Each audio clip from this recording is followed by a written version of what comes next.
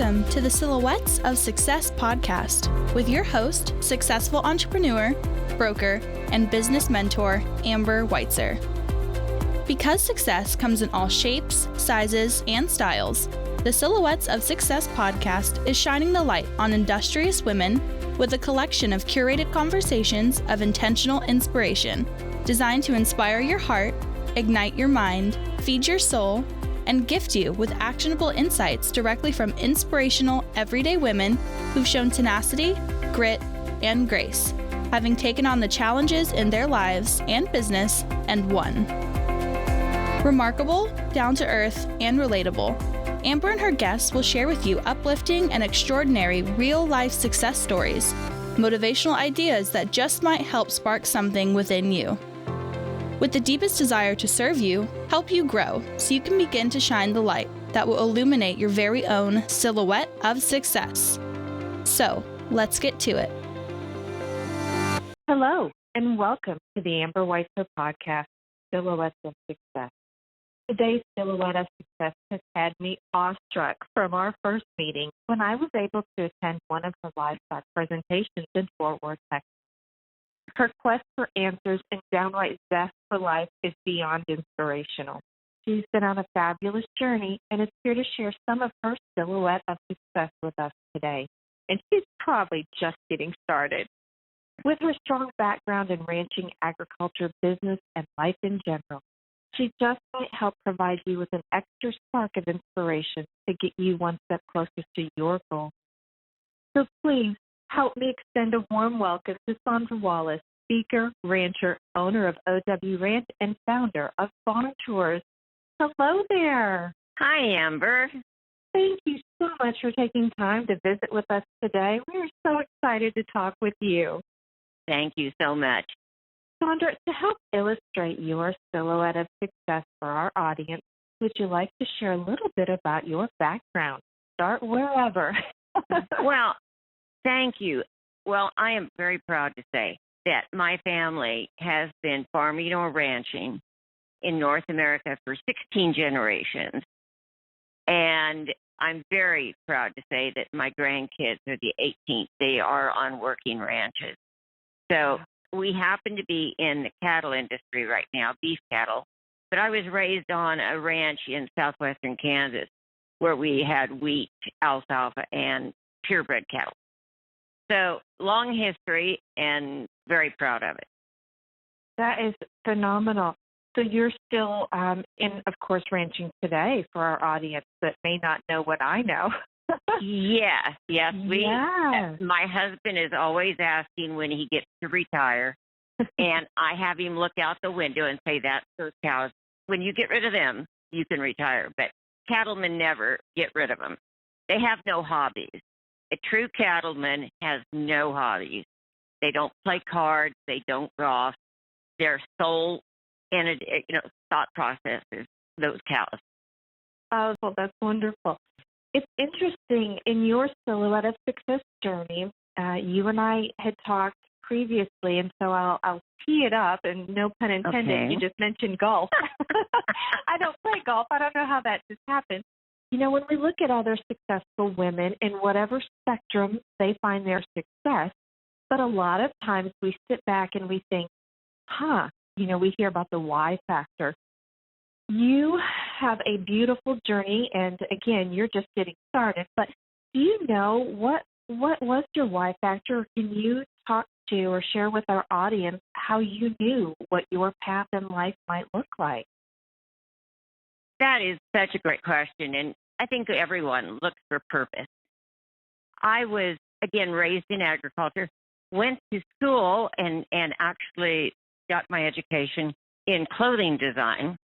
And I always say that I fit that exact picture of looking sloppy because that's what the designers always look like compared to their end result.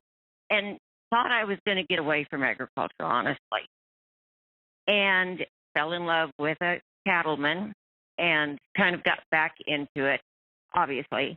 But I always knew, even as a young person, that there was something I was supposed to do. I was always so proud of what my family did and the dedication and excellence that they did it every day. And the public doesn't ever see that. They hear all these stories about what we do, but, obviously I don't know what they do and they don't know what we do. And so at a point, it kind of pushed me into say, maybe it's time. That's amazing. So you've been doing it for many, many years then. Has this been your calling? Well, yes, I'm now just a young 72. I believe that with all my heart. I know. No, not when I first get up in the morning. But in when I was younger, I've always had this flashing neon sign on my forehead, and it's subtle. It's a joke that it's a flashing neon sign, but I'm one of those people that there can be 15 people standing there, and somebody will walk up and say, "Could you tell me about this?" Yeah. My sign's flashing today.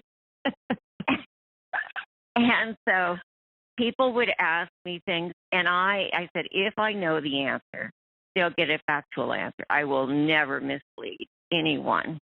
But also, I said, the interesting thing that people find is in farming and ranching, we don't know about each other. That's a surprise to many. When I was raised, I knew what chickens looked like, but I didn't know anything about it other than they laid eggs. So somebody could tell me anything, and I would believe it. Same thing with hogs or sheep. We just didn't know about each other. We're so focused on what we specialize in, Amber. So all of a sudden, I was put into a position where I said, okay, it's time. Not if I'm going to answer questions for the public, I need to know the answer.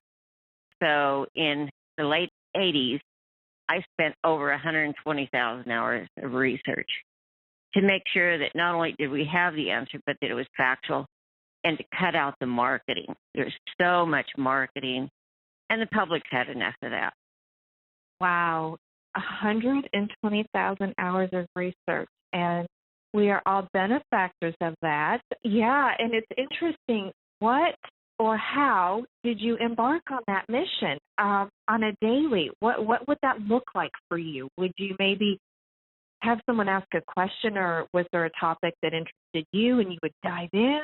First of all, Amber, I need to explain what was the point that I said, it's time. Yes. What's that point in your life that you know that you must take action? You can't just stop and, you're either going to put up or, the old saying. So I was at a stock show with my girls. I have 3 daughters, and they work exceptionally hard. One, my middle daughter was actually physically attacked by an animal extremist. And as I tell people, if the only information I had was what they had, I don't know that I would have acted any differently, other than the fact I would never physically attack somebody. Mm-hmm. But this particular woman had misinformation, and she was taking it out on a 12-year-old girl. Well, I was sitting there reading a book quietly and put my book down quietly and just stood up and was able to say, okay, in my mind, this is business. It's not personal. And began to ask the lady some questions. And there was a large group of people. I don't know why she chose that scenario, but there was a large group of people standing around watching Heidi Beth work on her steer. I just began to ask this lady questions, and she had no answer. I'd say, well, what do you want us to do with this animal? Well, she wanted it to turn out to roam free. And I said, well, would that be on your lawn? Or, right, yeah. And if it's sick, are you going to care for it? Vaccinate it? Are you going to? So I just asked her a series of questions, and I knew she didn't have an answer. She was working on emotion. So anyway, I said, but ma'am, I'm more than willing to talk to you if you'll come back and actually talk to me and have an adult conversation. I'll be happy to answer anything that you want. Well, she walked away, and what I was not ready for, Amber, was the round of applause that I proceeded to get from all of these people that were not farmers and ranchers. They were just the general public. And I just stood there and went, "What? Wait a minute, what's that?" and they started asking me questions. And for the next 2 hours, Amber, I stood there and answered anything that I could. That's when I realized that they just wanted answers. They just wanted to know what we do and why we do it. And no marketing. So that's how it got started. And then I formed that company, Barn Tour, at the end of '89. And what we did is fairs and livestock shows would hire us to come in and bring tour guides. These are some of the finest ranchers and farmers from all over the world. We had some from New Zealand and Australia, all over, parts of Canada, all over the United States. And these were people that were experts, but then we had to teach each other because everybody was, again, expert in one thing, rarely in multiple things. So the fairs and livestock shows would bring us in, and we would actually do walking tours. We would provide a couple bits of information and then just say, okay, you can ask us anything. And boy, did they. So it was quite an education for us, too. There is such a hunger for what you do and have been doing. There is always a hunger for the truth, for facts, for expanding our knowledge. But there is such a deficit of, like you say, pulling out all of the marketing or, we won't talk about current times and current climate, but there is still that hunger. And when you have so much coming at you in our society now, it is so difficult to stop and try to parse out or find a solid source. So thank you for what you're doing and what you have done for these years. Well, thank you, Amber.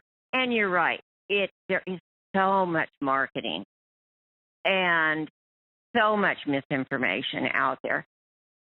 Why would I expect the public to be able to decipher the truth if it's virtually impossible for even our industry to decipher the truth? So it took a lot of study and questioning the experts. I would read something even at a university level, and I had no problem walking up saying, is this true? Prove it to me. I did not take anything for granted. So I found a lot of it, believe it or not, quite a few things that I read and that I questioned. It was just the guy in front of the current guy told him, and so he wrote it down. They never questioned it. I call it the box. And in our box, we know we're the only stupid person, so we don't question it. Well, my box vaporized. I challenged everyone, and I wasn't very popular within my own industry by some people because I would not settle for anything but the truth. So question everything, vaporize your box, and don't be afraid to stand out and stand tall, right? Because that's what you've done. I think that I would challenge everyone to do the same thing.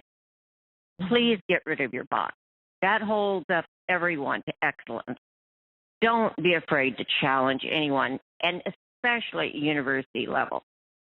High school level for sure, but I am sad to say that there's so much misinformation out there, and it's part of the old wives' tale, but it's just somebody wrote it down, no one questioned it, and it was never true.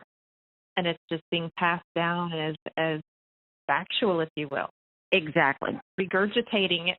So, and that's going to be true with every industry.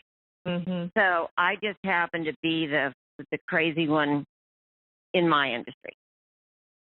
Say the brave one. Crazy one. Well, I don't think I ever heard the word brave associated with my name. Oh, well, you have now. So, well, thank you. Yes, we're going to take a quick sponsor break to hear from this episode's sponsor, and we'll be right back. Is it time to sell your home? Build that dream home, right-sized? Or are you ready to invest in real estate? Couture Real Estate Firm is a local female-owned independent brokerage laser-focused on services exclusively tailored to our clients' real estate goals. With our forward-thinking business model, we have a fully mobile, luxury real estate concept allowing convenience, flexibility, efficiency for our clients in style. Amber Weitzer, broker-owner of Couture Real Estate Firm, has over 20 years in the real estate industry and is a second-generation broker. She provides straightforward business practices, integrity, and intelligence with a commitment to a high-touch, consistent customer service experience. We take great pride in our reputation as a strong, referral-based brokerage. Discretion, tenacity, respect, and proactive business practices have earned Couture Real Estate Firm a loyal, repeat client business with a trusted global partner network. We strive for ultimate client satisfaction with successful results, doing it with class, consciousness, and a little avant-garde. In addition to serving our clients and vendor partners, we are extremely honored to be actively engaged in supporting the communities we serve by promoting small businesses, schools, and nonprofits. Real estate is direct sales business at its core, and we are highly trained sales professionals with the Mike Ferry organization, adding dimension to the industry. Passionate about customer service, dedicated to client satisfaction, and driven to achieve successful results for our clients. Call Couture Real Estate Firm today at 817-233-7239 to discuss your real estate goals.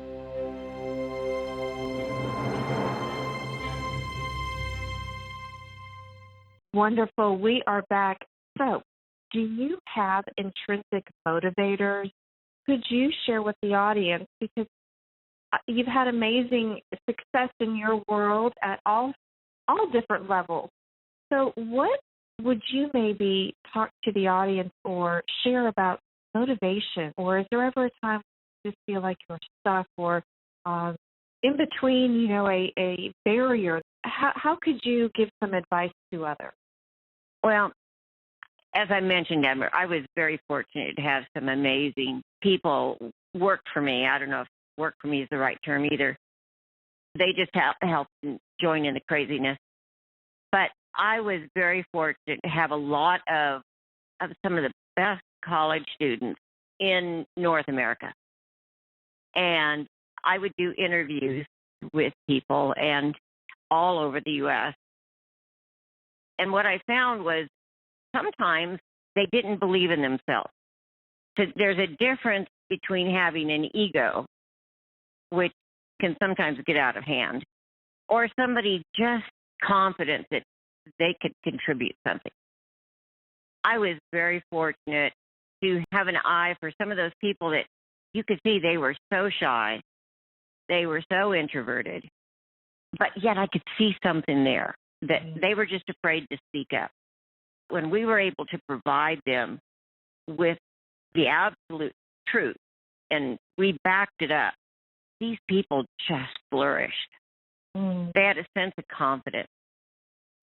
So what I'm going to tell everybody is, if you really want to do something, just get confidence. And the only way you can do that is go out and get rid of your box, vaporize that thing. Go out to not only challenge others, but challenge yourself. To say, I will not take anything for granted. I will challenge and question everything until I know that I really know what I'm talking about. And you can only do that by gathering information. That's what I did. I put my people through extensive training, and then we had people that kind of went along with them the first times out. And they finally got their legs under them, as we say. And just to watch them change. I would have university professors come to me and say, we sent you out a lamb. We didn't even hardly know this person existed in our classroom. And we sent you out a lamb, and you sent us back a lion. They knew their information. They were confident in their information, and they would share it. And I went, there you go. So that's what I'm going to suggest. How moving. What was that feeling like for you, that inner pride of what you helped somebody accomplish? And I know it's not one somebody, it's multitudes. A lot of people always say, well, are you proud of what you did as far as providing information to the public? I was. I mean, to watch people see that they could ask absolutely anything, and no matter what it is, we're not going to laugh. And, trust me, boy, did they ask everything. Yeah. But probably my biggest pride was watching these people, no matter what their age. And we had people that taught at universities that went through the training and said, we didn't know half of what you're teaching us. I said, that's the problem. So we always have something to learn. Never stop learning.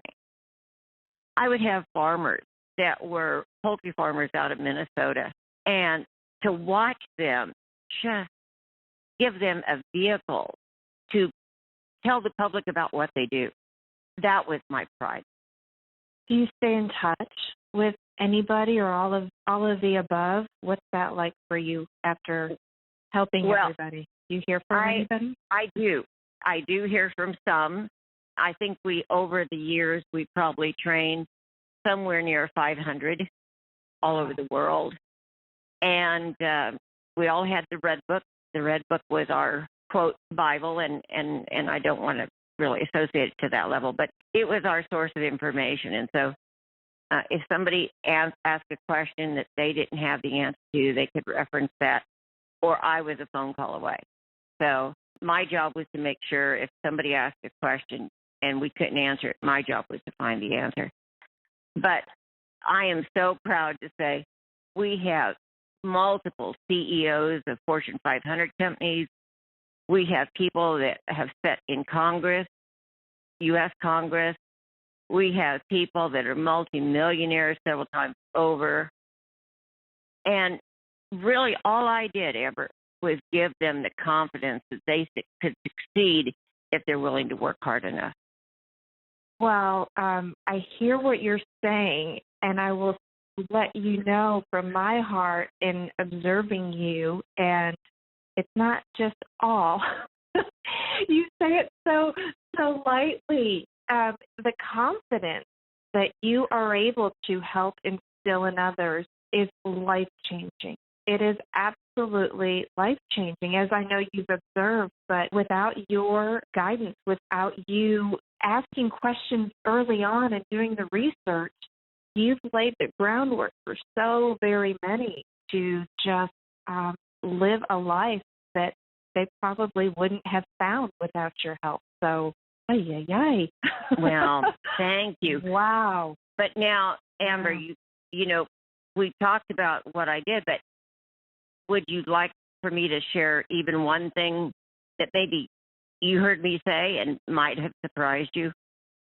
Yes. Share with our audience, because they haven't been privy yet. And just a teaser, they're going to hear more from you in the future, but that's another day. But yes, share, please. Well, one of the things that I said, I didn't know anything about eggs other than some were brown, some were white, and that chickens laid them. That was about all I knew until I found out that hens that have red earlobes, yes, they do have earlobes. There's a little circle of feathers right behind their eye, and the piece of skin directly below that circle of feathers is their earlobe. If it's red, they lay brown eggs, and if it's white, they lay white eggs. And no matter what you have been told, no matter anything that's written on the top of the carton, the only difference in egg is the shell color. Once you crack it open, there is zero difference in all eggs. That there is no human alive. The experts, the very top experts, will tell you that there is absolutely no human alive, no science that can change the inside of that shell. So the best egg to buy is the cheapest egg because they're all exactly the same.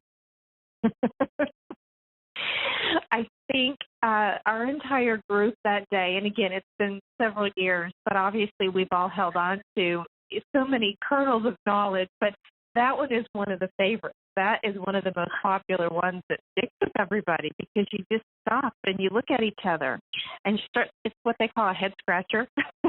It is, and it's You're just, like, wait a minute. Yeah.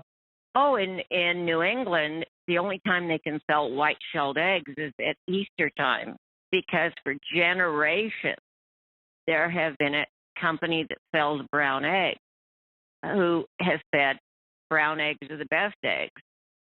And so people repeat that marketing slogan to the point where it's instilled into their thought process.